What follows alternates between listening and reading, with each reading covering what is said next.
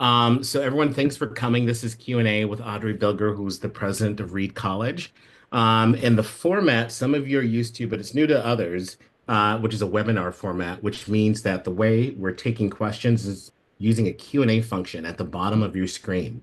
So if you click around down there, you'll see Q&A, and it'll let you submit a question. And what I'll do is view those questions, and before I answer them, I'll hit dismiss. So you might not see them again. But it lets me sort of manage and go through these because in advance, some of you sent us really great questions as well. And so I know we're not going to be able to cover everything that you've asked in the time that's allotted, but real-time questions are excellent. So please make use of that function. I'll be checking chat occasionally. If you have something to say, like, hey, Milyon, your camera's off or anything like that. But I'm going to be paying most of my attention to the Q&A function. And if there are things that I can chat out and answer, I might answer in written form. Otherwise, we're going to try to get to as many of those live and in real time. So, but Audrey, thanks for coming. It's really nice to have you here. And we've done this, now for I don't know, 5 years maybe? I guess so. We started doing video content like this in 2020, so it would be 5 years. Yeah. And if y'all remember 2020, right in the middle of the pandemic, we thought it was important to connect with families because as we alluded to earlier on, Reed students travel further to go to Reed than any other college in the nation. So our students are coming from all over the country. And one of the reasons we have these virtual events is because we know there's important information that we want to serve up to you, even if you're coming from far away, All over the world. all over the world, all Yeah. over the world. Um, so Audrey, I'm gonna just ask you some fun questions just to get you started. Um, One of the cool things is folks are talking to the president, and sometimes people are like, "Well, what does that mean? I'm talking to the president." What is your role at Reed? Who was the president? Why is that important for our prospective families and students? Thank you, Milyon. There's a joke that the college president is the walking billboard, right? Representing the institution both on campus and externally. And so I would say, as students come from high schools to college, there are things that you'll note that are different than they would have been in high school, obviously. Your relationship to your faculty members is different in many ways. In some classes, you'll be treated as a peer. At Reed, we're all on a first name basis. So even though, when I introduce myself, I'll say Bilger is how you pronounce my last name. On campus, most people don't tend to even use that. So I'll be called Audrey on campus, and outside of campus is where I'll most often hear President Bilger if I hear it. But my role is really to oversee the operations of the college, to ensure that the college remains in good shape, so that it can exist in the future, in a phrase we use, in perpetuity for generations of students to come. And so presidents are handed the responsibility of, overseeing and tending to the college so that it can continue to go on forever. Mhm. I am one of, I think, the biggest mysteries for students in terms of college and being on campus is this idea of engagement, forming community, talking to their professors.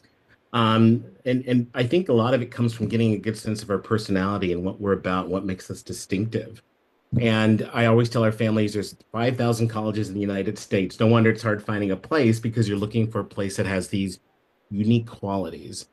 If you thought about things that Reed does that are either unique or ways that you describe us that you think are distinctive, because you have experience at a lot of colleges, what is it about Reed that stands out? Some of the things that you notice that are uh, pretty compelling about the college. Yeah, thanks, Milian. And as you know, when I go back through my experience, which is includes over 30 years, going on 35 years in liberal arts colleges specifically, I Will you share where you've been, Audrey, just so folks are familiar? Yes. So I will say, first of all, I'm first generation college student. I grew up in Oklahoma. I went undergraduate to Oklahoma State. So I went to a school that the handful of students at my high school who went to college, and most of them did not, went to the state school. So Oklahoma State. After that, I majored in philosophy, which was a little like being at a liberal arts college at Oklahoma State because there weren't many of us. So I had small classes. My faculty took an interest. I was advised to go to graduate school. I didn't go to graduate school in philosophy. I went in English. So the point of this is that I went to large publics. I went from Oklahoma State to the University of Virginia for graduate school where I got my PhD. Then immediately upon getting my PhD, when I went on the job market, I interviewed at Oberlin College for a visiting position, and I just fell in love with the model. And in fact, for those who understand what this would mean, I turned down a couple of tenure track jobs to take a visiting position because I thought I want to work in this area of higher ed, because what I saw right away is that the relationship between the faculty member and the student at a liberal arts college was priceless. And so for myself as an English professor, I really wanted to have those kinds of dynamic classrooms. So I was at Oberlin, then I went to Claremont McKenna, where I was in the English department there for 22 years. And then I went to Pomona College, literally across the street in the Claremont Colleges Consortium, to be the dean of the faculty, chief academic officer. And from there, I came up to Reed. So when I say I know what makes Reed distinctive, I have a pretty wide comparison base and can say with conviction that Reed's distinction is that we are centered on the academic program. It's what draws students here, it's what draws faculty here. And so, I crystallize it by saying Reed College is a college for students who like school and want to be in school. Absolutely. So one of the things that you've done is, well, actually, this is sort of a thing question. And now I'll just answer this one really quickly. Someone said, I've heard the statement that Reed students travel further coming to Reed than any other college. How is that calculated?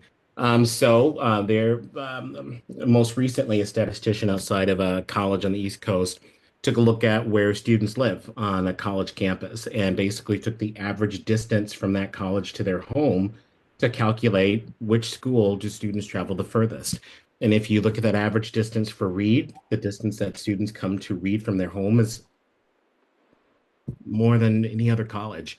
Our most represented states include outside of Oregon, from which we get 8% of our students, Washington, California, Colorado, Texas, Minnesota, Illinois, New York, Massachusetts, New Jersey, Florida. These are some of our most populous states here. And so for those who are zooming in today, you're not going to be the only one coming from your home state and not the only one coming from your country. Well, maybe the only one from your country, but not the only one coming from far away. Audrey, this is kind of neat. I think folks are thinking about coming in as a student. They rarely think about their life as an alum for college, but you just recently did something cool called Read on the Road. Can you let folks know what that is and how you connected to alumni through that program? Thanks so much, Milyon. That's great. So one thing that I will say, having myself gone to a large public, is that the relationship between alums and their small liberal arts college is quite special. I think that the experience that students have transforms them and makes them want to take an interest in the college long after they've walked across the graduation stage. So Read on the Road is an opportunity for me as the president to go out and meet with groups of alum, and also there's sometimes parents, sometimes prospective students show up at these events. I'll typically bring a faculty member with me, so I'll say a few words about the state of the college, and then the faculty member will deliver a lecture, and the alums then get to engage with that faculty member, asking questions and expressing their ongoing lifelong curiosity. So I'd say one of the other things that's really good about my going out and engaging with alums is reminding them that they can help our students as our students are looking for their futures. So the database that includes information on where our alums are located and what their professions are is one that students draw on. And in fact, in Seattle, the student who was the representative of the alumni chapter shared with the group that she had found her first job from using the resources that we have in Alumni Connections. She urged those who are there, update your listing because this can be so vitally important for our current student body. So we have someone who's raised your hand. If you have a question, feel free to chat me or write it into the Q&A function. But here's a question. I think it sort of alludes to a bit of what you've talked about, which is the connection someone builds.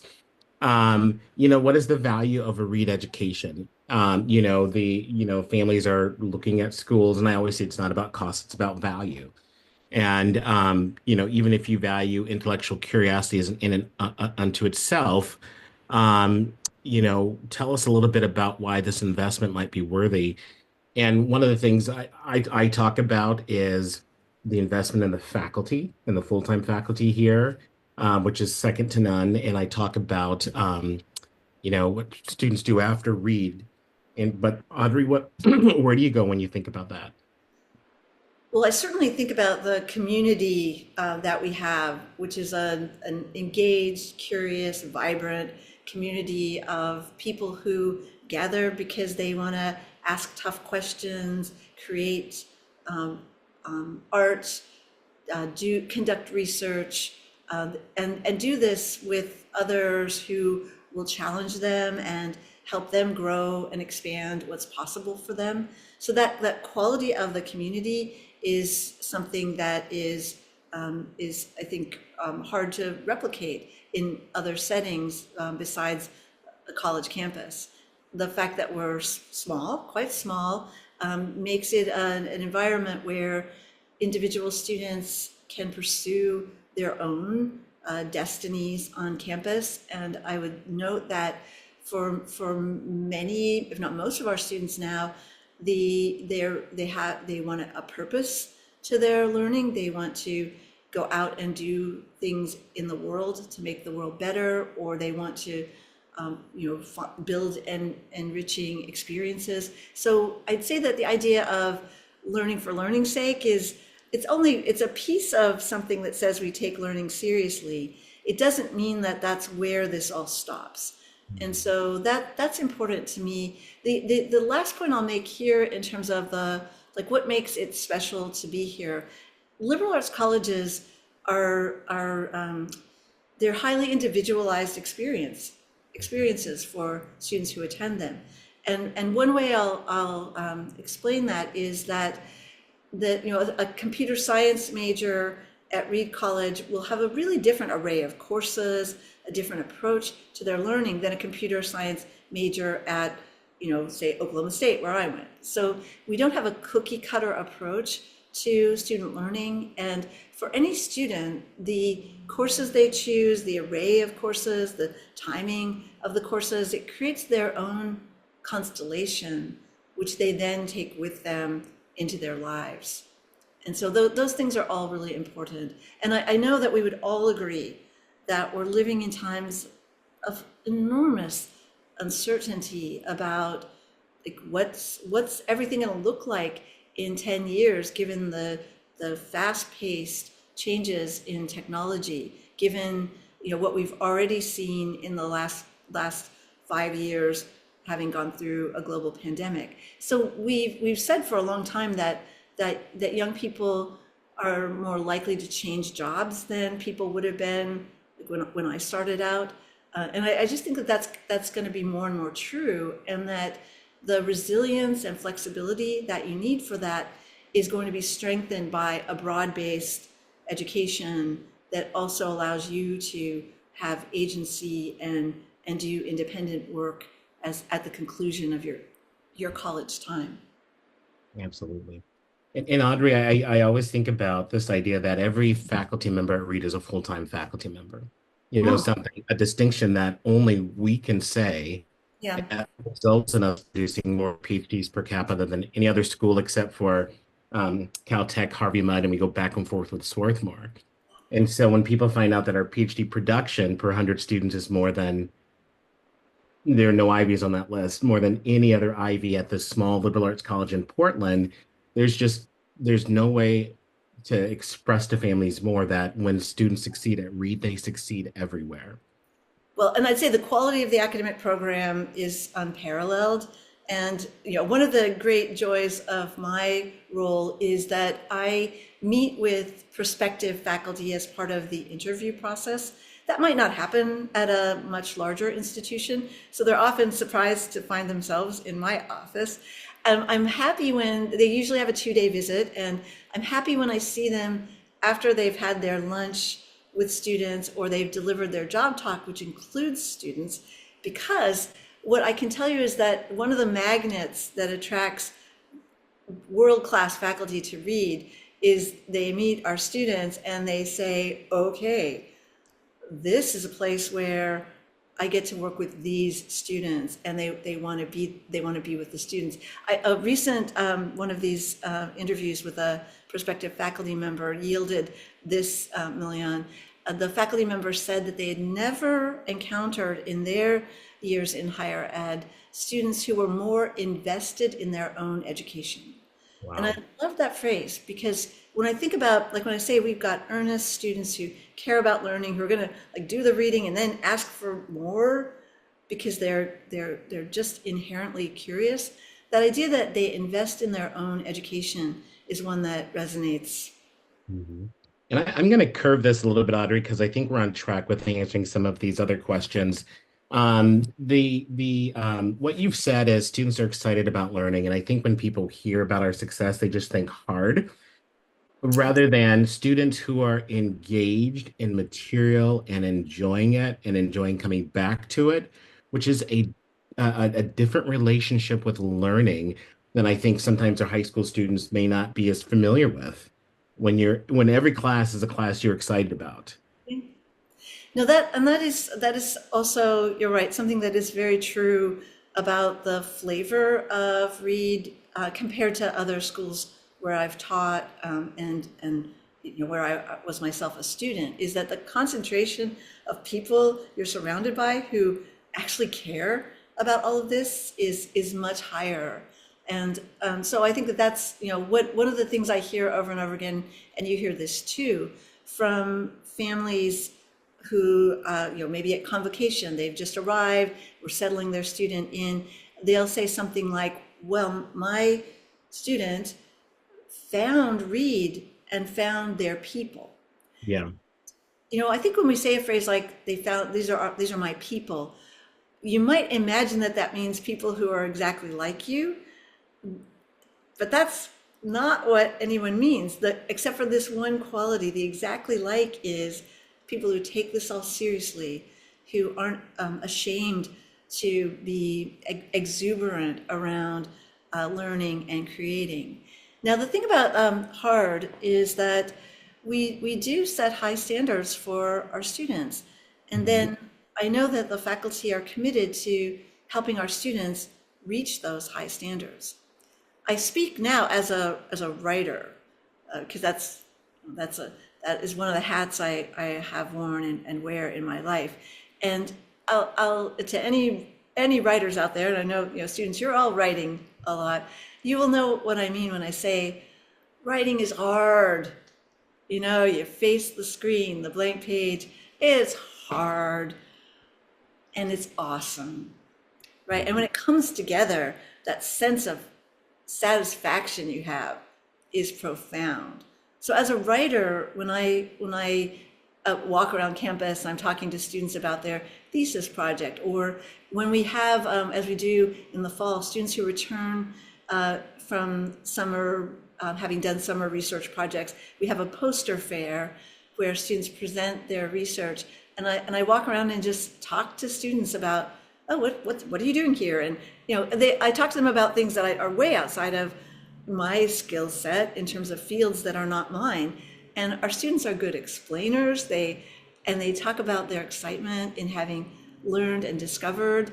So anyway, there's so much in there that I would say in sum that we do hard things, and it's satisfying, amazing, and inspiring to be able to do hard things. And to answer some of these questions, which are related, we do have supporting resources. Every student gets an hour of tutoring per class per week. They're writing workshops, faculty hold office hours.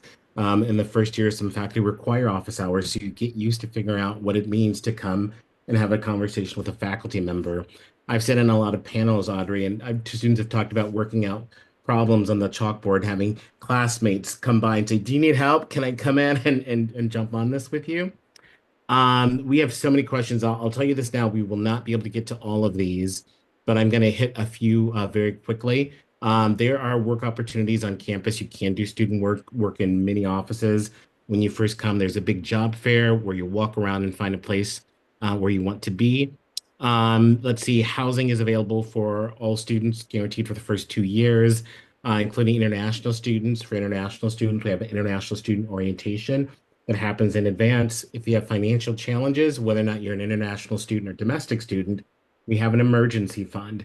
If you're admitted to read, we make sure that you can do read. That includes conferences, supporting you if you don't have a winter coat and you're not financially able to get one. A lot of the resources will kick in as a result. And finally, let's see, we have, actually, let me take a break. Audrey, what's your favorite on-campus annual event? My favorite on campus, Annual event, oh, annual event. a Oh, well, tradition or something that's fun. I'm a college president. Graduation, without a doubt, is my favorite. Seriously, I recently, Cheryl, my wife, and I were having dinner with a friend who let us know that one of their friends had graduated from Reed, and they got out pictures that that friend had posted, and I just, I can feel the joy when I think about graduation. Now, that being said, I will note that there are a number of other annual events, including a recent event that's had 2 years now. I'm a huge supporter of is a zine fest that we do, which are small do-it-yourself comic kind of graphic books. So we do that. Ren Fair is extraordinary, and that's the celebration that takes place after seniors turn in their thesis. There's essentially a 3-day carnival-like party on campus to celebrate seniors turning in their thesis. So I could go on and on. They burn their drafts. Another thing, which has led to the title of a podcast, which I highly recommend. I like to try to remember, Milyon, to recommend that people go wherever you get your podcasts and look up "Burn Your Drafts," which is a reference to seniors when they finish their senior thesis. We have a bonfire celebration where they throw their drafts into the bonfire. It's a good ritual. Trust me. My favorite, Audrey, is the Great Reedy Bake Off, which is modeled after the Great British Bake Off. So for 3 weeks, faculty, students, everyone on campus produce baked goods. And then there are judges that go around and they eat the food.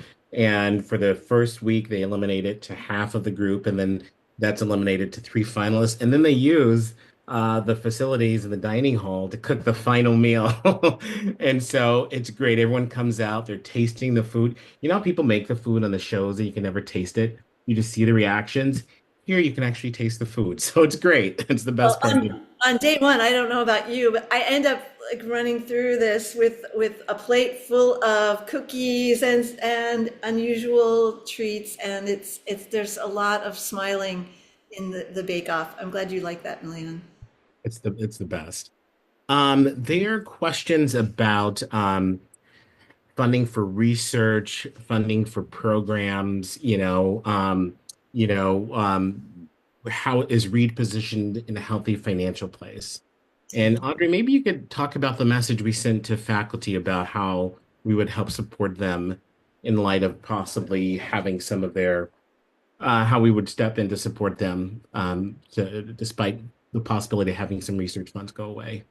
Well, I mean, we're in a time right now where things are moving rapidly. We don't know what is around the corner. What we have said is that for this fiscal year, if things are stopped suddenly, we will continue the funding so that people and research assistants wouldn't be left in the lurch.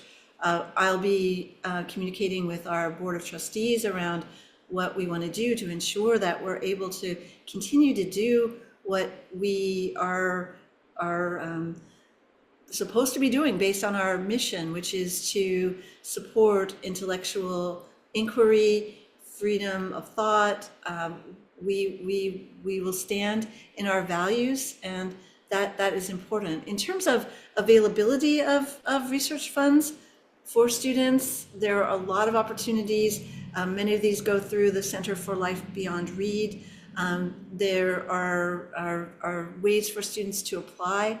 And I also love the way that the team that works at the Center for Life Beyond Read that oversees internships, grants and fellowships, as well as helping students think about career opportunities after Read.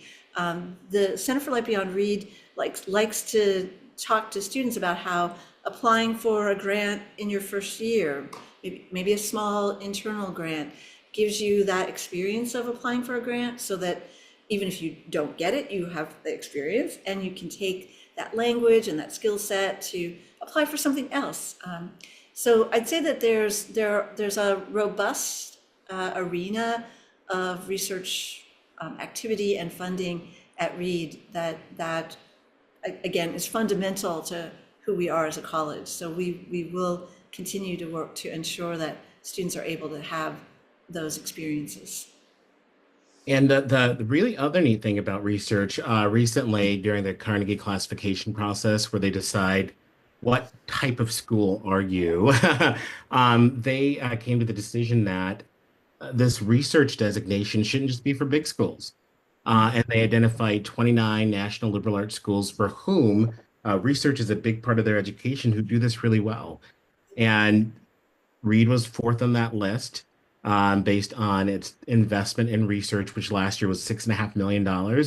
So I also want to note that because it's not a decision between a small liberal arts school and a research university. No, that is right. And I'll say that as you know, for any of you that are looking at the various guides to colleges, you'll see the Carnegie classification listed, which may be a mystery. It's just a way of saying how does the school compare to other schools in terms of, is this a 4 year? Is this a school that gives advanced degrees, et cetera, et cetera? And so now Reed has entered this new classification, which is for us, we're in addition to our standard Carnegie classification, we're identified as a research college, and we are very proud of that. Mhm.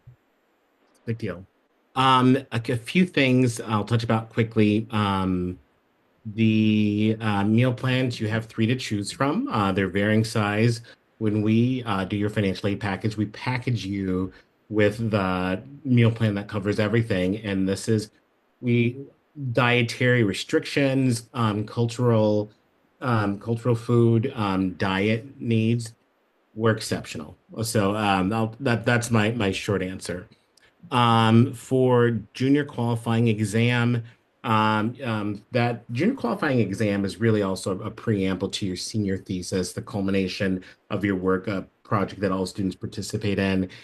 So I know some of you are thinking, oh, if I don't pass the junior qualifying exam, I won't move on. Every year, there are about one or two students who have some risk in the junior qualifying exam, and they're well aware of it before it comes. This is not a surprise. These are students that we're working with. So I don't want you to feel that your admission or enrollment at Reed is contingent until your junior year. That's just not the case. And finally, in terms of what we look for admission, we look for people who are going to be best example is a student who is curious about not only their ideas but other people's ideas. Like Audrey said, they're not the same kind of people, but they are really invested into each other. I had a dad once say, if you were in high school and you took out the students who weren't excited about school and the people who didn't show up and everyone who was left, Reach Campus is all of those students. You are all of those students. And so, Audrey, what do you think would make what do students how can students best take advantage of their education at Reed? How does success lay out for them? How do they do leadership at Reed? Sort of pulling a few things together, but can you talk a little bit about what you're saying? Yeah, I will say, having been a classroom teacher for much of my life, what I will note is that for many students, the biggest challenge is is themselves. They're hardest on themselves. They compare themselves to others unfavorably. I believe that in my time in higher ed, that the growth in engagement with screens and social media only exacerbates this. So my advice to you, students, wherever you go, is think about your experience as uniquely your own and try to avoid those comparisons. I think that you engage with your peers in order to learn from them, in order to share what you know. You engage with your faculty members to both gain knowledge from them and also to give them a sense of who you are in the mix. So, I once wrote a short piece. This is decades ago, but it was about how to talk in class for students who might be shy. And one piece of advice I gave in that was talk early, first week. Try to say something in class so you hear your voice in the mix, as I said. But that all of these are ways that you invest in your own education, and then really follow the light. Like, what is it that's exciting you? What do you feel that kind of tingle when you're in that class, and this is like, you feel like you're good at it, you feel like you want to do more of this, and add that to your life. So I'd say that of all the things that I think makes a liberal arts college experience truly individual and generative for young people, is that it's the ultimate build your own adventure. You're every semester, every week even, making connections that no one else has made and figuring out what to do next from that place. Mhm. I love that jump in right away. Students who sort of hold back, I'm like, no, this is you've got to master that balance Oh, now. and I go to think office hours. yes. Go to office Increase hours. satisfaction. Office hours, but I mean that the faculty member is there for students. And so going to office hours, just, ask a question, say, I'm thinking about this for a paper assignment upcoming, say, I'm worried about this for the test. But all of those also will lead to strengthening those relationships with your faculty. And one of the other things that I know personally from having done this myself is that faculty at liberal arts colleges write the best recommendation letters. We hear that when students apply for grants and positions, people will come back and say they've never seen recommendation letters as good as ours, because in a recommendation letter, Milyon, what I try to do is I'm sort of imagining the person in front of me that I'm writing about, and thinking about what is it that's distinctively that person that I can talk about so that somebody else can see them the way I see them. It's a thing. Audrey, did you know that Reed has 2 to 3 times as many faculty parents of their Reedies than other schools? I think that they're reading these recommendations and they're so excited when they visit campus. So one of the I'll answer this. There's a question about our graduation rate, and this is particularly directly related to Reed being a really national school and COVID.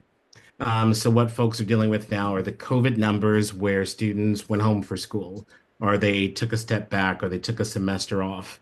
And while we think it's a benefit that students travel further to come to Reed than any other college, During COVID, that made it really tough. Students weren't just at home, traveling to school. They had to go across the country. They had to go to different countries. And sometimes our online classes were offered maybe 1, 2, or 3 o'clock in the morning. And so right now is our least favorable year because it's the year that had the most impact based on COVID. And what you're going to see is a dramatic change next year and the year after that as we move further away from the pandemic, when things were much more normal.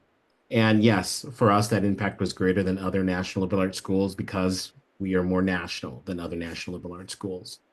The other thing I'll say is, I, along with Dean of Faculty, are co-chairing our graduation retention and our retention, persistence, and graduation committee. And we know that our ideal target, of the ideal place for us to be, is between 85 to 90% finishing in 4 years. What I'll say is Reed has always been in the top 20% of the United States, but we want to be better than that, because we know that our peers are equally competitive. So I just want to make sure to give you assurance that of this anomalous data that you're seeing. Audrey, can you talk to um, this one's kind of tricky. I get the sense that our families are trying to see how students have an impact on what Reed becomes. So they're curious about how students may have implemented some change on campus, or what is something that was derived from our student body. And I'll just start off by saying Ren Fair, which is our celebration at the end of the year that has the burn your thesis, was actually inspired by a student that became a tradition that we still hold today. Well, and it did start off as a Renaissance fair with kind of all of the trappings one would expect to be a Renaissance fair. And then it became, over time, as generations of students started, started their own new traditions and practices, it became other things. And now there may be some allusions still here and there to Renaissance fair traditions. It is though. It's a new becoming every year. Last year, for instance, a new development was the growth of tea stations, places to sit and drink tea all around the campus during Ren Fair. And there was one point when I went inside a tent. I'm not making this up. There was a student strumming a guitar, a couple of students who were putting together tea in through the methods that are, like not just fresh leaves, but, scraping off of something. Anyway, it was such an idyllic sort of situation. So that said, a point I will make here is that if you're doing it right, schools like Reed are constantly evolving. And so, one of the things that we have in terms of conversations with alums, which many schools do, is, alums sometimes, not always, but want to freeze the school in time and then say once it was better, now it's worse. Once it was me, now it's you. Whatever that is, the schools don't stay put. We change, we evolve over time. And I will sometimes talk about 21st century Reed versus 20th century Reed. I will say that so many of the ways in which we think of the shape of the curriculum, a move in the direction more and more of cross-disciplinary thinking and ways of framing questions, and the curriculum. These are all driven by where students are coming from, what kinds of questions students want to answer. And so I'd say there are tons of things that students bring every year that help to change what's going on. And we take students seriously and take their points of view seriously. Talking more about students, Audrey, we have some students who are wondering how Reed will continue to make space for them, help them feel accepted, how we are supporting students, LGBTQ plus students. And maybe as a part of that, you might talk about, in addition to how we will continue to support students, what are some ways that students are getting involved and having fun here at Reed? Because I know you're invited to participate in some of these events on campus. Yeah, well, first in terms of the support for students, and something that gives me great pride walking around Reed is the strong sense that students get to be who they are and express themselves in whatever way they want to express themselves, and that it's a low judgment kind of place in terms of what you wear, what you do with your identity expression. And I'd say too that we're a campus that is accepting of people, in terms of neurodivergency, in terms of how, identities around LGBTQ plus, around, where you come from in the world, your race, your background, your ethnicity. So all of these things are, they're ways that students, I believe, feel free to, be who they are at the college.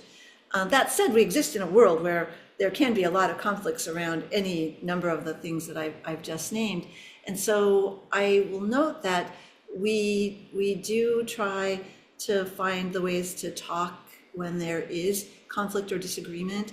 And that's an ongoing project, I believe, for all institutions, is to try to open up that space and keep coming back. So there's that. I will say in terms of fun, you mentioned the Great Reedy Bake Off.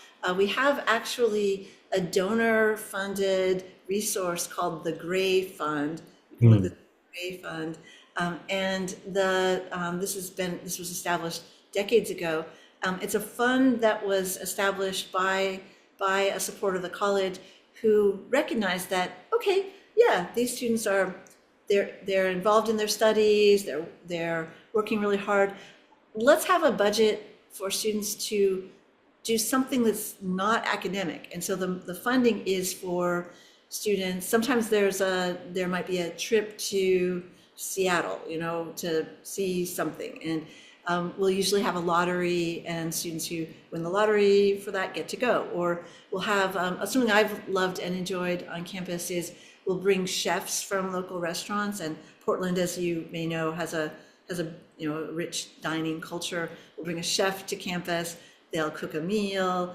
They'll talk to students about their path and about what their cooking means. So I think there are things like that. And then on any given, afternoon outside the quad, there might be students participating in crafts or playing music, or just sitting out on a sunny day enjoying one another's company. I excuse me. I will. Thanks for sharing that, Audrey. I'm going to answer a few questions that have come up. We do have clubs on campus, student clubs, but also intramurals on campus. And so, half of our students are varsity athletes. You can play soccer, you can play basketball and compete against other schools. Though we don't have NCAA Division III sports, Reed doesn't have any activity that's exclusive. So, but yeah, you can still be an athlete on campus and continue your passion there. You can join our musical organizations, not as a music major. You can even take part in music lessons, and you can study abroad. Our study abroad program has expanded exponentially. Used to be about 20% would study abroad, and the next year or two, it'll be about 60% who study off campus before they graduate. And so you can take advantage of those programs. Um, and for your major, someone asked about major and what percentage of students stick with it. What I hear our faculty advisors saying is you talk to them about what you'd like to do, and they can keep your schedule open for about a year and a half. And by that middle of your sophomore year, when you do move to declaring a major, you have kept both of those options open before you decide. And someone said, well, what does it mean to be interdisciplinary at Reed? Is interdisciplinarity a part of the curriculum? And if so, how so? What do you think, Audrey? Well, we have certain majors that are already designated as inter or cross-disciplinary: environmental studies, film and media studies, um, comparative race and ethnicity studies, to name a few off the top of my head. The other feature, though, of cross-disciplinarity at Reed is that a student taking their course load sees connections between two classes and then begins to ask the questions that bring more than one discipline together. And so they may decide to, as they develop a research question by the time they get to their thesis, be drawing on input from various fields as they come to the work that they're doing for their thesis. So I'd say that there's a way that at small colleges there's a kind of natural cross-disciplinarity. Another thing I'll note is that our faculty they team teach fairly often. There are faculty who might come together with a course idea that involves two different disciplines. They conduct research across disciplines. A good example would be that our studio art faculty are also skilled in science. So we have faculty in studio art who do computer science or who do environmental studies. So that's good stuff. Good stuff. And yes, you can transfer in credit for international baccalaureate, for advanced placement, for dual enrollment. Transfer students can bring it up to 2 years. First year students can bring it up to a year. Um, Audrey, I am proud to say that we've answered all but two questions that have come in, and most of the questions from at least each person. And these last two I've kind of saved for last. Um, I was on a parent panel yesterday. We had three parents of current readies, and our parents asked about safety. And each of them kind of went down the line and said, "My student feels safe. My student feels safe. My student feels safe." What are we doing to make sure that this is a safe and secure campus? And I'll even expand it a little. We also make sure that people feel emotionally safe in terms of their mental health and wellness and well-being, not just services, but in terms of our programming here on campus. What is it that you could say about one of our investments in so we have Canyon Day coming up, which is a huge day to celebrate our canyon on campus. But can you tell folks what that is? It's actually today. Oh, is So, that okay?